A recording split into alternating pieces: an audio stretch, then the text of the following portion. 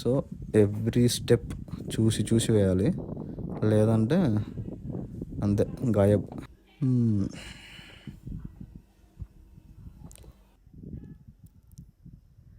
కిందంట చరిత్రను చెప్పడానికే ఇలాంటి టెంపుల్స్ కట్టారండి. అరే సందీప్, ఏం చేస్తున్నారు ఇక్కడ? సాయిగడ్డి వేడు ఒక మినీ చార్మినార్ లాగా కనిపిస్తుంది అనమాట. హైదరాబాద్లో ఉన్న చార్మినార్ లోపల ఏముందబ్బా, ఏముందో చూద్దామా. అసలు ఆకాశం భూమి రెండు కలిసిపోయానంత కనుచూపు మేర. Hi friends, good morning, welcome back to my YouTube channel. అన్న, నేను మళ్ళీ వచ్చానే. ఈరోజు మనం వెళ్తున్నాం Gandikota fort, the most popular in Andhra Pradesh. ఆంధ్రప్రదేశ్లోనే కాదు, ఇండియాలోనే ద ఫస్ట్ ప్లేస్ ఇచ్చారు దానికి. ఎందుకంటే అంత చారిత్రాత్మకమైన ప్లేస్ అన్నమాట. సో మీరు చూసినట్లయితే ఎటు చూసినా కూడా మీకు జస్ట్ స్కై మాత్రమే కనిపిస్తుంది. ఆకాశం నేల ఏకమయ్యాయన్నంత వరకు ఎటువంటి స్ట్రక్చర్స్ కానీ ఎటువంటి బిల్డింగ్స్ కానీ లేవు, ప్యూర్ నేచర్. సో మీరు ఇక్కడ ఫోటో షూట్ కానీ లేకపోతే ప్రీ వెడ్డింగ్ షూట్స్ కానీ ఇలాంటివి చాలా ప్లాన్ చేసుకోవచ్చు. It's beautiful place to have that kind of activities అనమాట. అండ్ హనుమాన్, ఈయన గురించి ఏం చెప్పాం, ఎక్కడ ఎట్టు పోయినా నాకు కనిపిస్తున్న ఒక ఈయన ఫేసే కనిపిస్తుంది ఎక్కువ. Because I admire him. Because చెప్తారు కదా, మన వెంటున్నాడు అన్న ఒక ఫీల్ ఉంటుంది. జై హనుమాన్, జై శ్రీరామ్. సో నేనైతే ఫోర్ట్కి రీచ్ అయిపోయాను. ఇప్పుడైతే ఫోర్ట్లోకి ఎంటర్ అవుదాం. మనం చాలా హాలీవుడ్ మూవీస్లో చూసింటాం ఇలాంటి ఫోర్ట్స్, కోటలు, రాజులు వాళ్ళ కోటలు ఎంట్రన్స్ ఎట్లా ఉంటాయి. ఎంట్రీ వెళ్ళాలంటే ఫస్ట్ ఒక లేయర్స్ వేసి ఉంటారు కదా, లేయర్ ప్రొటెక్షన్తో ఎంట్రీ అనేది డిజైన్ చేసి ఉంటారు. ఇక్కడ కూడా అలాగే ఉంటుంది. ఫస్ట్ వన్ టర్న్ చేసుకొని తర్వాత ఇంకొక సెకండ్ టర్న్ తీసుకొని తర్వాతనే మనం ఎంట్రీ అవుతాం అన్నమాట. బ్యాక్ సైడ్ చూసారంటే ఇది ఉంది కదా, ఆ డోర్ కూడా చాలా పెద్దగా, ఎవడు వచ్చేదానికి వీలు లేకుండా. పైన అంతా కూడా గాడ్స్ వాళ్ళ ప్యాట్రోలింగ్ అని వాళ్ళు ఉండడానికి మొత్తం అంత సెటప్ కూడా చాలా ఉంది ఇక్కడ. సో ఫైనల్లీ ఎంటర్ అయిపోయాను. గండికోట విలేజ్, బేసిక్గా ఇప్పుడు విలేజ్ అంటున్నారు, బట్ అప్పట్లో ఇదొక రాజ్యం. ఇక్కడ నుంచి పరిపాలించే వాళ్ళు చాలామంది చాణక్యులు, సుల్తానులు చాలామంది ఈ కోటని బేస్ చేసుకొని పాలించారనమాట. సో లెఫ్ట్ సైడ్ చూస్తే జైలు, అది అప్పట్లో జైలు అనమాట. ఇంకోటి, ఈ మర్యాద రామన్న సినిమా ఉంది కదా, మర్యాద రామన్న మూవీలో మనం విలన్ స్ట్రీట్లో పరిగెడతాడు విలేజ్లో, ఆ విలేజ్ ఇదే అనమాట. So finally we reached our destination. So స్ట్రైట్గా చూస్తే మనకు మసీద్ కనిపిస్తుంది. ఇటు లెఫ్ట్ సైడ్ మనకు మహాదేవ్ టెంపుల్ ఉంటుంది. అక్కడికి వెళ్దాం. ఫస్ట్ మహాదేవ్ టెంపుల్కి వెళ్ళేసి తర్వాత మసీద్, తర్వాత అటుపక్క రైట్ సైడ్లో మనకి ఇంకొక టెంపుల్, రంగనాథ స్వామి టెంపుల్ ఒకటి ఉంది. అటు ఇంకొంచెం ముందరికి వెళ్ళాలంటే మనకు రివర్ వ్యూ ఉంటుంది. సో అన్నీ చూపిస్తాను మీకు. మీరు స్కిప్ చేయకుండా చూడండి. సో మహాదేవ్ టెంపుల్, ఓం నమ శివాయ.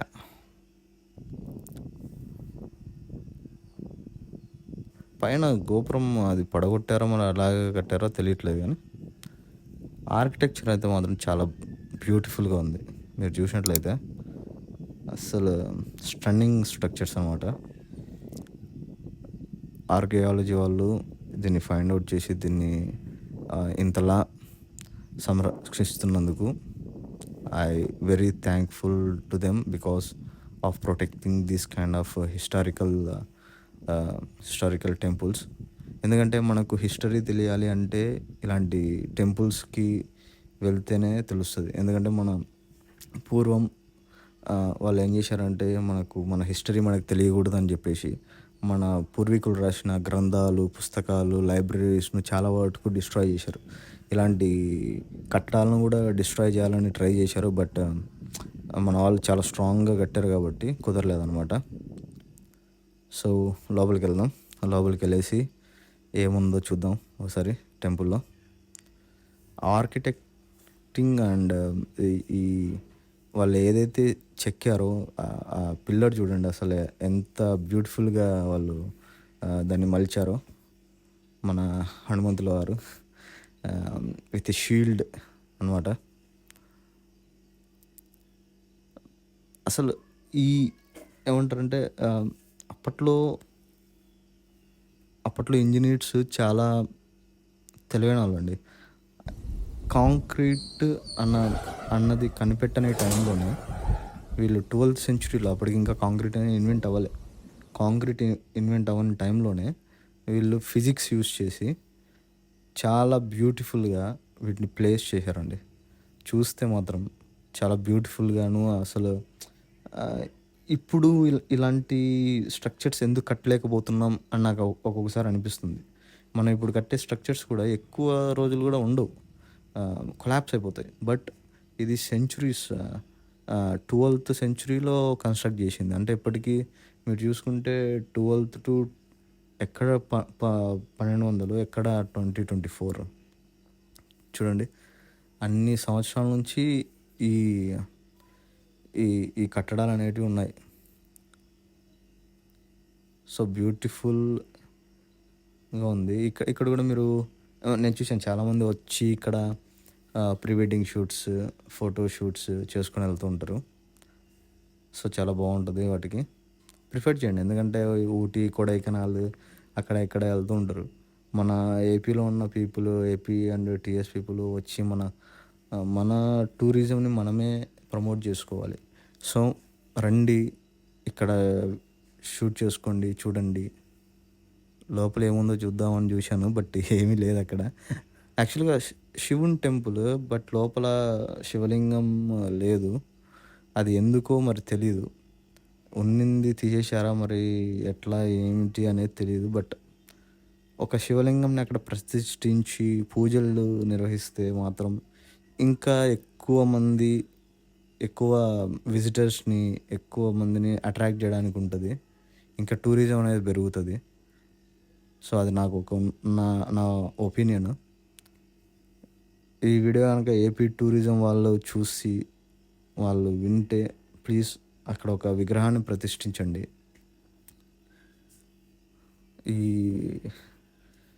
ఈ పిల్లర్ మీద చూశారంటే మనకు నంది, మన వినాయకుల వారు అందరూ ఉన్నారు. చాలా బ్యూటిఫుల్గా చేశారండి. అసలు అప్పట్లో ఉన్న ఇంజనీర్స్, ఆ క్రాఫ్ట్ మ్యాన్, ఆ శిల్పులు ఎవరైతే ఉన్నారో, హ్యాట్స్ ఆఫ్ టు దెమ్. చరిత్రను చెప్పడానికే ఇలాంటి టెంపుల్స్ కట్టారండి. నేనైతే అదే అనుకుంటున్నాను. అరే సందీప్, ఏం చేస్తున్నారేడా? సాయిగడ్డి పోయాడు. ఓకే అడ్డు వెళ్ళాడా? సో మసీద్ దగ్గరికి వచ్చేసాను, జుమ్మా మసీద్. ఇది సుల్తాన్లు పరిపాలించే టైంలో ఇది కన్స్ట్రక్ట్ చేశారు. లోపలికి వెళ్ళిపోదాం. లోపల ఎలా ఉందో చూద్దాం ఒకసారి.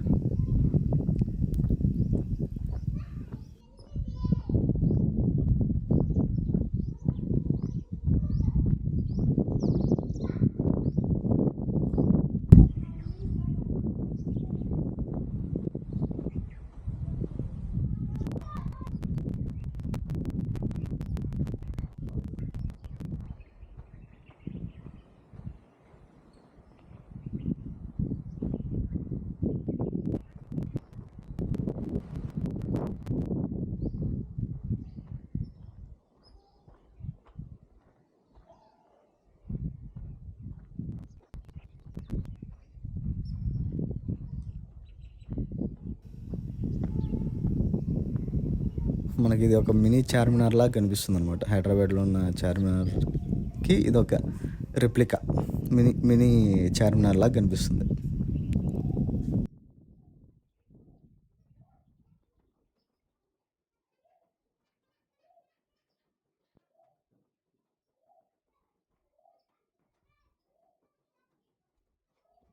That was phenomenal.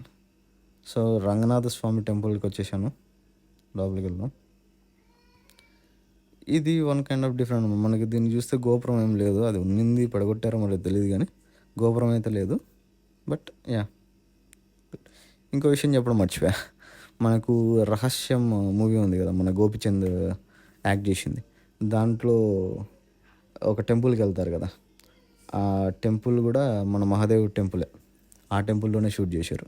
ఇంకా వచ్చేసి ఇది ఆ పేరేంటి, మన మన ప్రభాస్ మూవీ రీసెంట్గా వచ్చింది కదా, రాధేశ్యామ్లో కూడా ఒక టెంపుల్ సీన్ ఉంటుంది కదా, అది కూడా మనకు అదే అనమాట.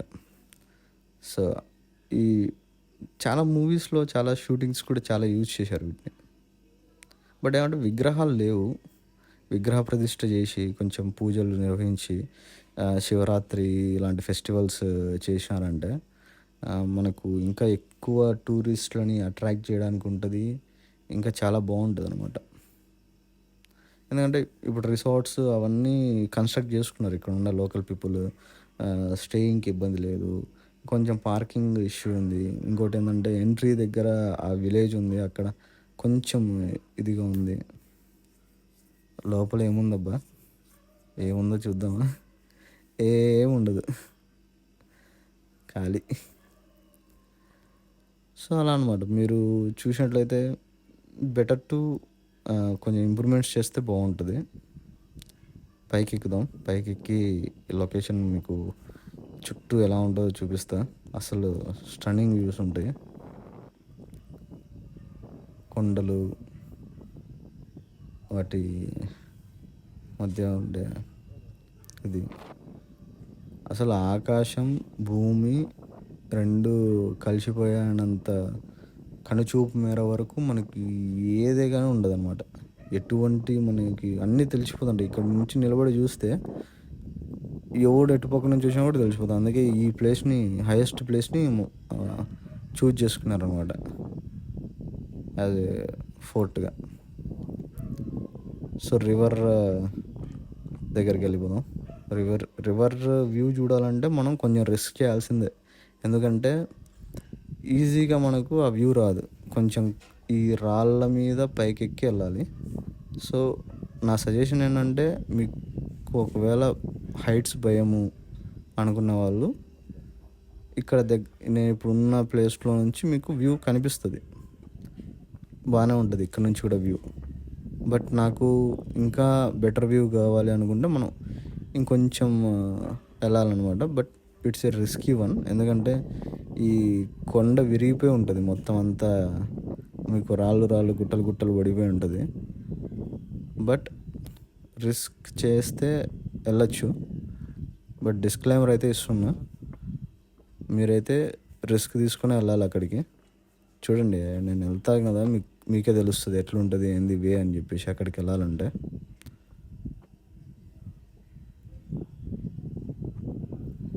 సో ఫస్ట్ అయితే మనం వెళ్దాం. ఎండ మాత్రం చంపేస్తుంది. ఇప్పుడు టైం వచ్చేసి 10:30, కానీ 1:30 లాగా ఫీలింగ్ ఉంది. ఆల్మోస్ట్ 40 degrees రీచ్ అయిపోయింది అప్పుడే. ఇంకా ఆఫ్టర్నూన్ అయ్యేసరికి నేను ఉంటానో పోతానో కూడా తెలియట్లే.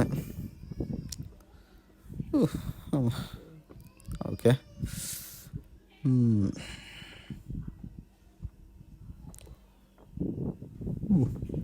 చూసారుగా రాళ్ళని ఎట్లా పడిపోయి ఉన్నాయో.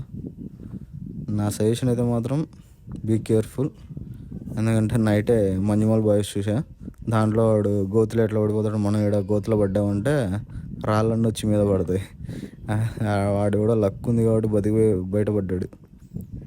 సో మనకు లక్ ఉందో లేదో టెస్ట్ చేసుకోవాలనుకుంటే మీరు కొంచెం రిస్క్గా వెళ్ళాల్సిందే. నేను టెస్ట్ చేసుకుందామని వెళ్ళా, నాకైతే లక్ కొంచెం కలిసి వచ్చింది. సో చూడండి వ్యూ మొత్తం అసలు ఎవడో పెట్టి బ్లాస్ట్ చేసినాడు అన్నట్లు మొత్తం అన్ని గుట్టలు గుట్టలు పడిపోయి ఉంటాయి.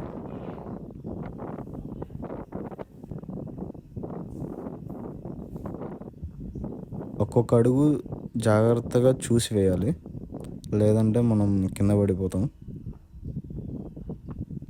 నేను ఒక చేతిలో కెమెరా, ఇంకో చేతిలో గిమ్మల్ బ్యాగ్ పట్టుకొని వెళ్తా ఉన్నా.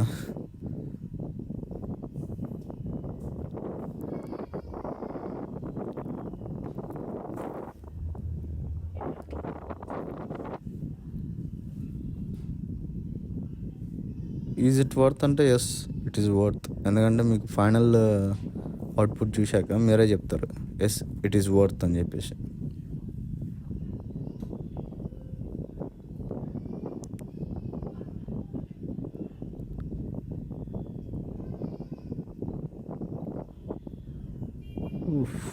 అబ్బా, దారి తప్పానా? లేదులే, ఇంకొంచెం వెళ్ళాలి, ఇంకొంచెం వెళ్తే వచ్చేస్తుంది. వచ్చి చాలా రోజులు అయిపోయింది, అందుకే ఎటు వెళ్ళాలో అర్థం కావట్లే. ఓకే,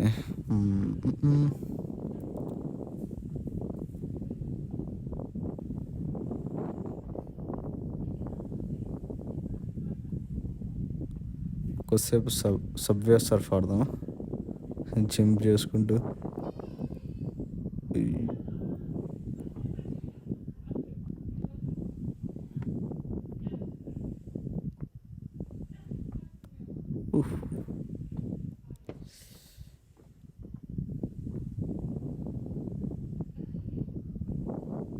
చూసారు కాడ గోత ఎట్లున్నా, పడినామంటే అంతే, పళ్ళు రాలితే ఫాట్ అని. సో ఎవ్రీ స్టెప్ చూసి చూసి వేయాలి, లేదంటే అంతే గాయబ్.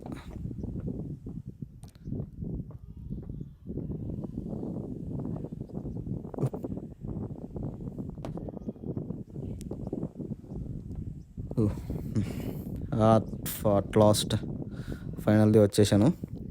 ఇదనమాట మనకు బెస్ట్ వ్యూ ఇచ్చే ప్లేస్. సో చూస్తే అసలు రేంజ్ వ్యూ ఉంటుంది. ఇప్పుడు చెప్పచ్చు ఇది వర్త్రా బుజ్జి అని.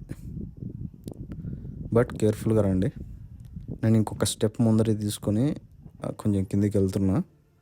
But be careful. కేర్లెస్గా ఉన్నారంటే ఒకటే దెబ్బ కిందికి వెళ్ళిపోయి ఫాల్ట్ అనబడుతుంది, తలగా వెళ్ళిపోద్ది. సో ఎవ్రీ స్టెప్ అనేది చూసి ఆచితూచి వేయండి. నేనైతే డిస్క్లైమర్ ఇస్తున్నా, మీరైతే ట్రై చేయకండి. హైట్స్ భయం ఉన్న వాళ్ళు అయితే మాత్రం.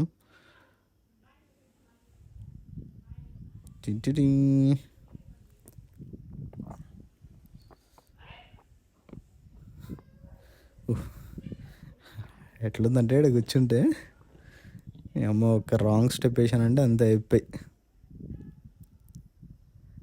కింద ఉంటా.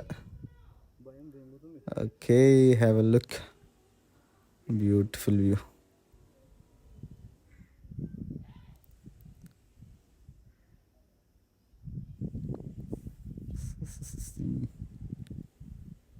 యాక్చువల్లీ ఈ రెండు కొండల మధ్య బోటింగ్ వెళ్తే చాలా బాగుంటుంది.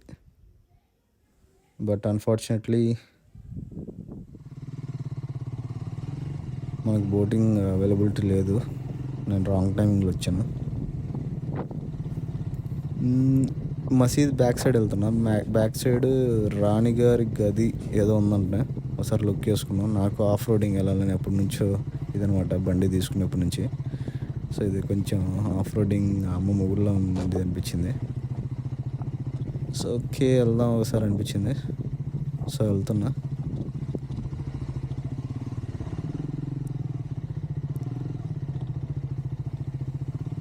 ఇటు అంటే ఇటు వెళ్తే మనం అదేదో రాణిగారి గది, అలాగే రివర్కి దగ్గరగా వెళ్ళొచ్చు. ఈ రూట్ని కొంచెం డెవలప్ చేశారంటే, కొంచెం ఈ రాళ్ళు రప్పలు అవన్నీ తీసేసి కొంచెం లైక్, ఎందుకంటే మనకు యాక్చువల్గా లోపలికి పెద్ద వెహికల్స్ రావడానికి ఛాన్స్ లేదు. అంటే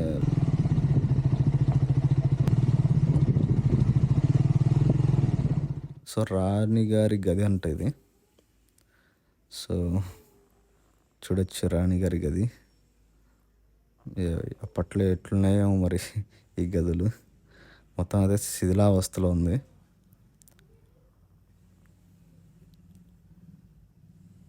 సో ఇది రాణి గారి గది.